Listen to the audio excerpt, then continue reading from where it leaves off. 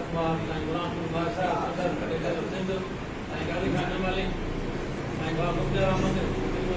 doctor पते के मकसद मेहमान आए जंहिंजे दिले खबूर साहबान रवीदन जा सदर साहबान ऐं जा दोस्त जेके हिते मेहमान मौजूद आहिनि सभिनी खे और टाइम साईं वठंदासीं असां बि थोरो आख़िरी आहे वञिणो बि आहे कोई ममता वञिणो वञिणो कोई कंदो कोन्हे साईं असां बि तव्हांखे रिक्वेस्ट कंदासीं असांजी खोड़ खणी आया दिमाग़ में सोची था साईं बरोबर सलाह कंदा आयासीं असां बि तव्हांखे रिक्वेस्ट कयूं था साईं तव्हां में शक बिल्कुलु हक़ीक़त न आहे तव्हां जेको उस्तादनि लाइ कयो आहे कमु मर्कज़ी पार्टी तव्हांजे हिमत खे सलाम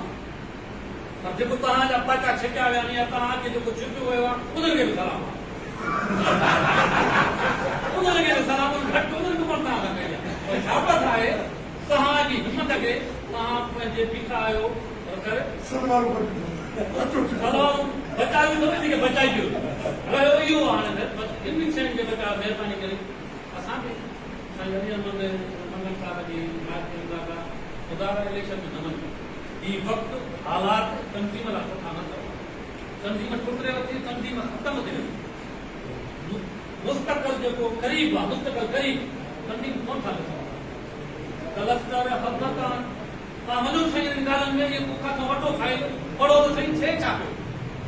असां त यूनिटनि में विराइजूं था पिया साईं यूनिटनि में जीअं हाई गस्त आहे इन विराइजूं था सो ख़ुदा हाली इलेक्शन तरफ़ न वञो मां हिन तजवीज़ तव्हांखे ॾियां थो तव्हां नंढा ॾाढी सिंधी घुरायो सॼी सिंध तव्हां सां गॾु अथव कोन अथव कूड़ा आहे कुझु बि कोन हुन वटि भला मां न सेकेंड सदर आहे मूंखे त कोन कोन्हे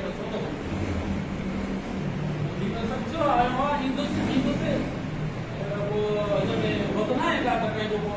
भतु खाइण थो वञा त मूंखे मां न आहे कमु साईं शिकत नथो भतु पाए खाइण में हुकुम थियो तंज़ीम जो हुकुम थियो साईं खुलंदा वठी ईंदासीं ॻाल्हाईंदासीं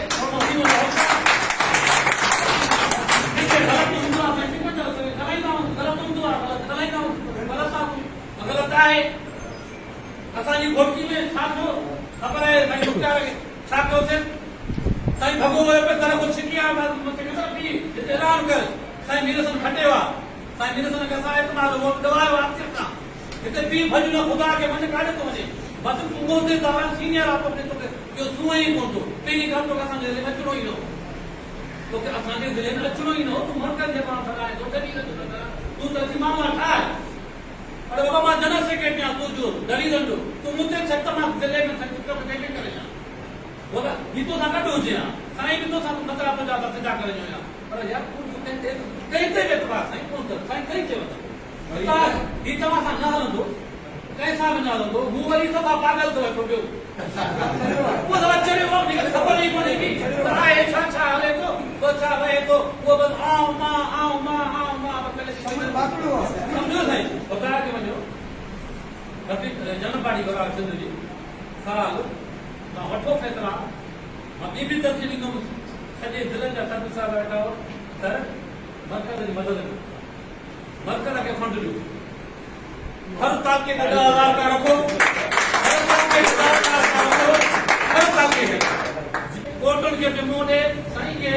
स्ट्रक्चर ये न मिलंदो दखरा होते सां के कुछ ॾियणो वठणो पवंदो भाई असां पवंदा ख़ुदा तंज़ीम सभु ज़िले सदर वेठा हो रखो फंड तव्हांखे पुॼाईंदा यूनिट 10,000 का फंड रखो तव्हां यूनिटनि वारनि ते सभु तव्हांखे पैसा पुॼाईंदा तव्हां महिरबानी करे तव्हां तारो कमु अचो अॻ में सर्विस इंस्पेक्टर वठो ख़ुदा खे इलेक्शन भुली